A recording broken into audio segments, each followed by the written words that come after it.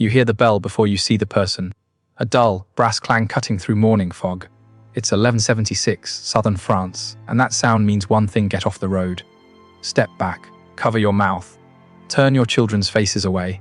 The figure shuffling toward you wears grey rags, hands wrapped in filthy cloth, a wooden clapper hanging from their neck on a leather cord, striking it rhythmically, clang, clang, as required by law. You can't see their face clearly, but you see enough: white patches on the skin, fingers shortened to stumps, an eye half closed, eyelid rotting away. They don't speak.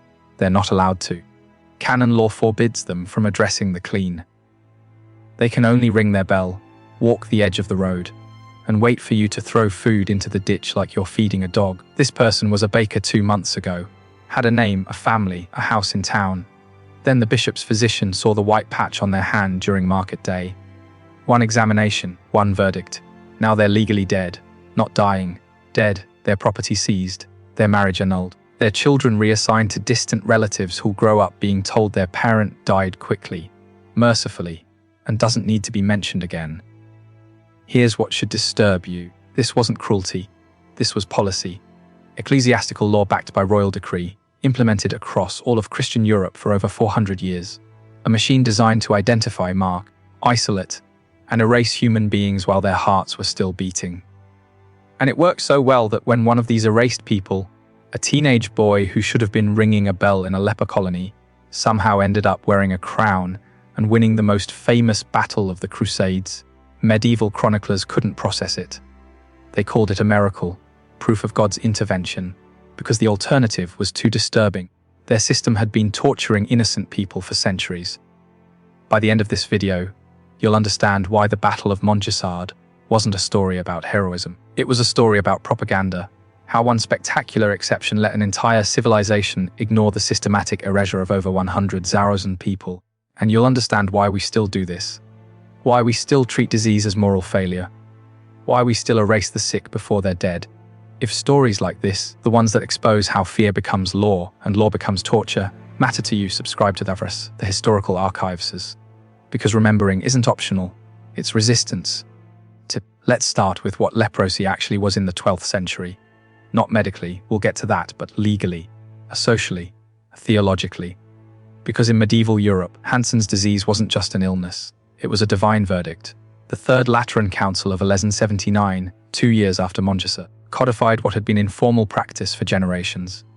Lepers were to be separated from the faithful, forbidden from entering churches, markets, wells, bathhouses, any space where clean bodies gathered, required to wear identifying clothing, usually grey or black robes, sometimes with a red or yellow L sewn onto the chest, and the bell, always the bell, or a wooden clapper, or in some regions, a horn. Canon law was explicit: lepers must announce their presence at all times so the healthy could avoid contamination. But here's where it gets worse. In many dioceses, the church performed a separatio leprosorum, a separation ritual, essentially a funeral for someone still alive. Picture it, a leper newly diagnosed brought to the church. A priest reads the burial rites over them. Dirt is sprinkled on their head, ashes to ashes, dust to dust. They're led to the cemetery and made to stand in an empty grave while the priest intones, "Be thou dead to the world, but alive again unto God." They climb out of that grave legally dead. No property rights, no marriage, no family, no name in civic records. They're given a grey robe, a bell, a begging bowl, and a list of prohibitions. Do not enter any house but a leper house. Do not touch wells or streams. Do not speak to children. Do not walk roads without warning. Do not touch food in markets. Do not remove your gloves in the presence of the healthy. Do not forget what you are. What were they? In the eyes of the church, lepers were living proof of sin. Either their own sexual immorality and gluttony were favorite theories, or their parents'. Leprosy was divine punishment made visible, rotting flesh as external evidence of internal corruption. Medieval physicians, trained in humoral theory and scripture, wrote entire treatises explaining how leprosy resulted from moral weakness that unbalanced the body's humors. How it spread through breath, touch, even sight. Just looking at a leper too long might infect you. None of that was true. Leprosy, caused by Mycobacterium leprae, is one of the least contagious bacterial infections known to science.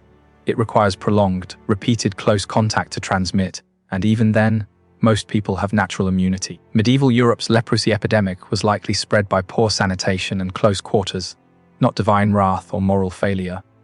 But facts didn't matter. The system didn't run on medicine. It ran on fear, theology, and the uncomfortable truth that disease is random, and randomness is terrifying. If leprosy could strike anyone without reason, then no one was safe. But if lepers were sinners being punished, then the healthy were safe, righteous, protected by their own virtue. The system solved a psychological problem for the healthy by creating a living hell for the sick. By the mid-12th century, there were an estimated 19,000 leper houses across Europe. Most were barely shelters, crumbling buildings outside town walls where lepers were confined, forbidden to leave except to beg on designated days. Food was thrown over walls, the dead were buried in unmarked pits, and no one wrote their names down. No rolls, no records, no family trees.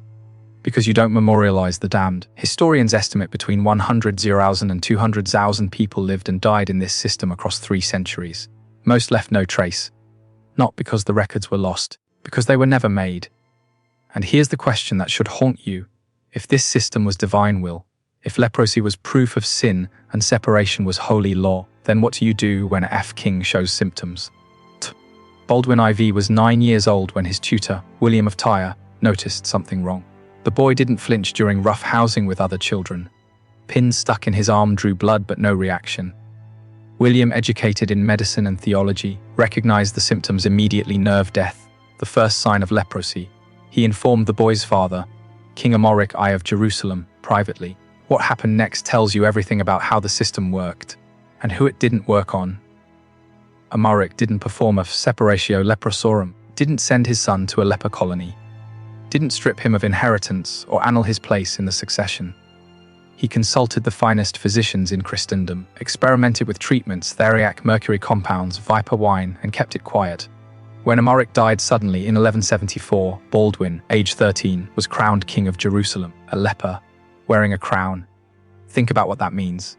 Across Europe, tens of thousands of people with Hansen's disease were being buried alive in symbolic graves, forced to ring bells, told they were walking corpses. But a king with the same disease, he gets crowned, gets advisors, gets accommodations, not because his leprosy was different, because his value was different. Baldwin's disease progressed exactly as expected. By 16, his hands were clawed, fingers losing mobility. His face showed lesions, hence the silver mask, not decorative but necessary to maintain the fiction that a king couldn't look like a leper. By 20, he was partially blind. By 23, unable to walk or use his hands. And through it all he ruled, commanded armies, made policy, defended Jerusalem against Saladin repeatedly. The same church that declared lepers civilly dead made exceptions for Baldwin, because the Crusader kingdom needed him. The same nobles who wouldn't let a leper touch food in a market took orders from a leper king. The same system that erased 100,000 names from history meticulously recorded every battle, every decision, every word of a leper who happened to be useful. November 25th, 1177. Montgisard. Baldwin, 16 years old, body already failing, leads 500 knights against Saladin's 26,000-strong army. The odds are suicidal, every advisor says so. But Baldwin, strapped to his horse because his legs can't grip anymore, sword tied to his wrist because his fingers weren't close, gives the order to charge. What happens next is military history. The Templars smash into Saladin's overextended center. Muslim forces caught unprepared and scattered across miles of terrain panic. The battle becomes a rout. By sunset, 20,000 of Saladin's warriors are dead or fled. The Crusader kingdom, on the verge of collapse that morning, is saved. Christian chroniclers call it a miracle, proof that God was with Baldwin despite his disease, or perhaps because of it. A test of faith rewarded. The leper king as holy warrior, suffering made sacred. Here's what they don't tell you. Baldwin won that battle, then went home and vomited blood for 3 days. The stress of combat accelerated his disease catastrophically. Tissue that was damaged became necrotic. Infections spread through wounds that wouldn't heal. His physicians told him he'd bought his kingdom 2 years at the cost of 5 years of his own life. He lived 8 more years. 8 years of increasing agony, losing his sight completely, losing the ability to feed himself. Eventually unable to speak above a whisper, his jaw and throat ravaged by lesions. But his mind stayed sharp and he kept fighting, defended Jerusalem 3 more times, never lost. When he finally died in 1185, Aged 24, the church performed full royal funeral rites. He was buried in the Church of the Holy Sepulchre, the holiest site in Christendom. Prayers were said. His name was carved in stone. 2 years later, without Baldwin, Jerusalem fell to Saladin. The chronicles remember Baldwin as the leper king, warrior, saint, tragic hero. They dedicate chapters to Montgisard, analyze his tactics, praise his faith, and they never mention the names of the lepers who died in colonies outside Jerusalem's walls during his reign. Never ask why a king with leprosy got a silver mask and a throne while a peasant with leprosy got a bell and a grave. Let's talk about the ones we don't remember. In 1179, the same year, the Third Lateran Council formalized anti-leper laws. A leper house outside Paris recorded 43 residents. Only one name appears in the ledger. Brother Gauthier, a former monk granted special dispensation to serve as chaplain. The other 42, listed as the afflicted, no names, no ages, no former occupations, just a number. When the house burned down in 1182, killing 31 people, the death registry reads 30. One of the afflicted perished. May God have mercy. Not 31 people, not even 31 lepers. The afflicted, abstract, collective, already erased before they burned. This wasn't unique to Paris. Leper house records across Europe follow the same pattern. The institution matters. The number of residents matters for resource allocation. But individual human beings, they stopped mattering the moment white patches appeared on their skin. Women with leprosy faced additional horrors. Canon law automatically annulled marriages if one spouse contracted the disease. For men, this often meant exile to a leper colony. For women, it frequently meant something worse. 1183 church court record from Toulouse describes a case where a woman, recently diagnosed, was brought before the bishop. Her husband sought annulment. She pleaded that her symptoms were mild, that she could still care for their 3 children, that separation would leave them destitute. The bishop's ruling: marriage is a sacrament of the clean. She is unclean. The children shall be removed to prevent contamination of their souls. She was sent to a leper colony 30 miles away. The record doesn't include her name. Just the legal precedent: leprosy nullifies maternal rights. Her children were placed with her husband's brother. A note in the family's later records mentions that the mother died of her affliction. Sometime in the following years. No date, no burial location. She exists in history as a legal footnote, a case study in ecclesiastical property law. Not a person, not a mother, not a woman who fought to stay with her children and lost. Children with leprosy were perhaps the most thoroughly erased. Parents, terrified of the social and economic consequences of having a leper child, often abandoned them at churches or monasteries before official diagnosis could occur. A heartbreaking entry from a Franciscan monastery in 1168. Found at the gate this morning, a girl child, perhaps 8 years of age, showing signs of the affliction on her hands and feet. She wept and called for her mother. We have sent her to the Lazare house at Saint Lazare. God protect her soul. That's the entire record, no follow-up. No name. A child abandoned and exiled, reduced to 3 sentences. The Lazare house at Saint Lazare has no corresponding intake record for that year. Either she died before arrival, or the house didn't bother recording children. What happened to the bodies? We know from archaeological excavations of medieval leper colonies that burial practices were utilitarian at best. Mass graves, no markers, often in unconsecrated ground despite church assurances of Christian burial. A 2014 excavation of a leper hospital site in Winchester, England, uncovered over 200 skeletons showing signs of Hansen's disease. Analysis revealed men, women, children as young as 5, buried in layers, like waste. Not a single name on record for any of them. The scientific paper describes evidence of advanced leprosy, malnutrition, and trauma consistent with social ostracism. Clinical language for lives lived in systematic cruelty. Here's where it connects to now. When HIV/AIDS emerged in the 1980s, the immediate public response was medieval.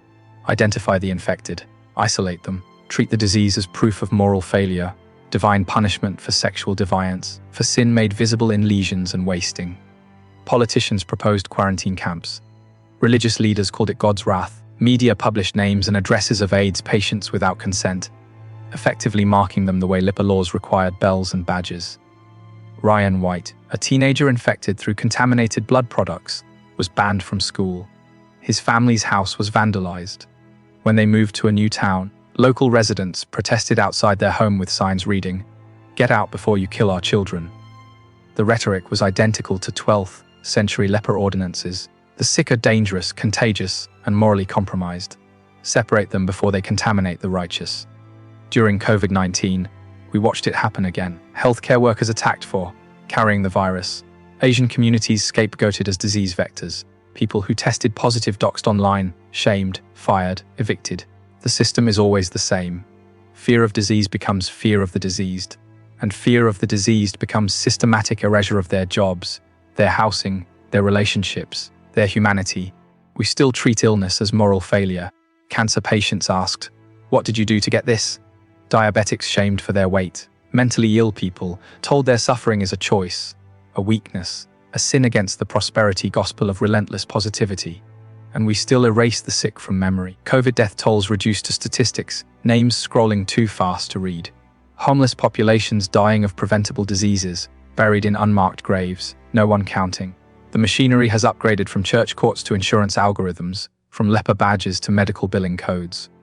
But the function remains identify, categorize, isolate, erase. Baldwin IV is remembered because he was useful. He won battles. He held a kingdom together. His suffering could be repackaged as inspiration, as proof that faith conquers all. The 42 unnamed lepers who burned in Paris. The mother stripped of her children in Tilos. The 8-year-old girl left at a monastery gate. Not useful. Therefore, not remembered. And that's the lesson of Montgisard that no one wants to hear. The battle didn't change anything. It didn't reform leper laws, didn't improve conditions in leper colonies, didn't challenge the theology that declared disease as divine punishment. It gave people a reason to ignore the system, to say, "Look, God is with the lepers after all. See, he let one be king and win a battle. So the system must be fine. The exceptions prove the rule is just." Baldwin died in 1185, still in agony, still isolated, still forced to wear a mask so people wouldn't have to see what leprosy actually looked like.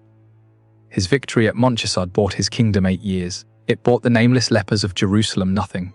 On a cool morning in November 1187, 2 years after Baldwin's death, Saladin's forces finally took Jerusalem. The Crusader kingdom, weakened by succession crises and incompetent leadership after Baldwin, collapsed in a single campaign.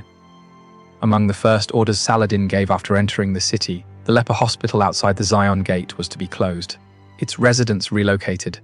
Muslim physicians, trained in more advanced medical understanding, knew leprosy wasn't divine punishment or highly contagious. The residents were moved to a medical facility inside the city, allowed to live without bells or badges. Christian chroniclers, writing from exile, described this as further proof of Saladin's cruelty, even showing mercy to lepers, as if compassion toward the sick was an insult to God. The irony would be funny if it wasn't written in the bones of 100,000 people.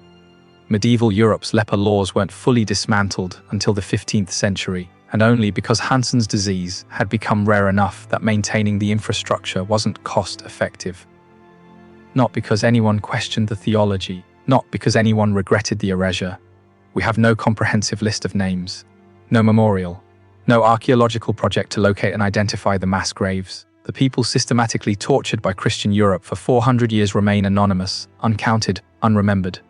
Except one, the boy king with the silver mask who won a battle and became a legend. And that's how erasure works. You let one exception become the story. You make that exception so spectacular, so dramatic, so heroic, that it fills the space where 100,000 names should be. You talk about Montgisard 500 knights defeating 26,000 warriors, incredible odds, miraculous victory, the power of faith, until no one asks about the lepers who died in colonies while their king fought for a kingdom that would erase them anyway. Baldwin IV was 17 when he wrote a letter to his sister Sibylla. The original is lost, but a copy survives in Vatican archives. One line stands out: "I am told I am a miracle. I do not feel miraculous. I feel alone enough." He was surrounded by advisors, knights, priests, physicians, revered as a warrior, praised as a king, and he felt alone, because the system that made him an exception also ensured he remained isolated. He could never marry. No woman would be legally permitted to wed a leper, even a king. He could never produce hairs, could never touch anyone without gloves. His victories didn't make him clean.